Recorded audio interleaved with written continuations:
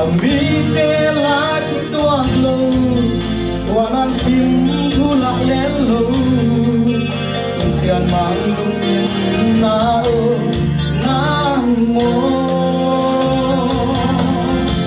Imang tiang na solay ka, imang makikin sa atin, at tulang aluan kong di, huwag umiyang sumite. Selamat sampai pasat bila namite kang lady Kongo sa